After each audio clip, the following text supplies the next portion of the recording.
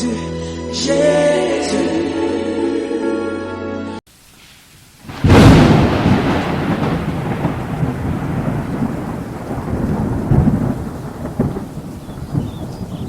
Bonjour, que le nom du Seigneur Jésus-Christ soit béni. Merci de faire un détour par ici. Les grandes questions des humains, au sujet du ciel. Aurons-nous toujours nos sexes pour la vie sexuelle? Allons-nous toujours y manger et boire? Si oui, quelle nourriture allons-nous y consommer? Dans ce cas, aurons-nous toujours besoin du petit coin ou des toilettes pour évacuation de ce que le corps rejettera? Puisque c'est l'heure du rendez-vous éternel, permettons que le Seigneur Jésus-Christ nous donne des réponses à ces interrogations. En voici la scène. Nous avons achevé notre programme de retraite spirituelle de ce week-end. Quelqu'un a-t-il un sujet de méditation commune? Par ici, homme de Dieu. Oui, mon frère, il a. Avons-nous une réponse définitive du Seigneur Jésus-Christ sur les préoccupations liées aux organes sexuels et orifices postérieurs, en rapport avec la vie sexuelle, et l'alimentation à venir? Qu'est-ce que nous allons y consommer en termes de liquides et aliments? Comment allons-nous y évacuer les déchets corporels? Pour avoir des réponses à ces questionnements, commençons par faire observer que, si la Bible parle de deux Adams, elle annonce de cette façon deux systèmes de vie. Nous savons déjà que les corps sont différents. L'actuel corps est en phase de mutation avancée, chez toutes les créatures sous le ciel, vers l'acquisition du modèle éternel, pour l'enlèvement et la vie éternelle confère 1 Corinthiens 15, 2 Corinthiens 3, et 1 Thessaloniciens 4, précisément les versets 14 à 18.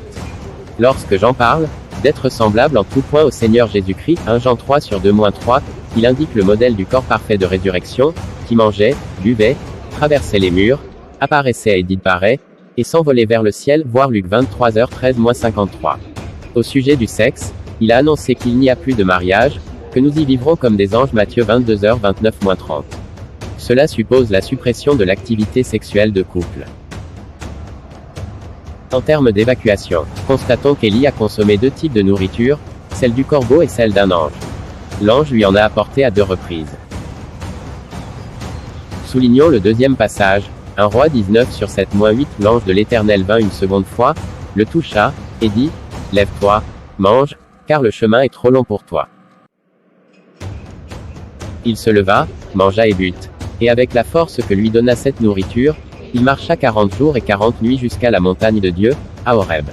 Une nourriture d'une énergie spéciale à un corps d'homme simple. Chez Christ, ces mouvements d'apparition, disparition, envol, sont la dynamique de la lumière, matière de son corps, puisque notre transformation tend vers la parfaite ressemblance de Dieu, totalement lumière. Ainsi, si la réaction de la nourriture de l'ange de lumière offre une force spéciale au vieillard Élie, qu'en est-il des corps totalement transformés? Devenu lumière, la lumière synthétisera la lumière. On mangera tout ce qu'on veut, issu de la lumière parole, mais sans plus avoir à évacuer après les déchets, car, le corps de lumière, aura tout synthétisé. C'est très clair. Le sexe et les orifices ne seront plus alors utiles. Il est écrit, à celui qui vaincra je donnerai à manger de l'arbre de vie, qui est dans le paradis de Dieu. L'arbre de vie, c'est Jésus-Christ, être de lumière et de parole manifestée. Les nouveautés de Dieu s'acheminent avec la parole, attache-toi à elle, pour qu'elle opère en toi pour les transformations éternelles.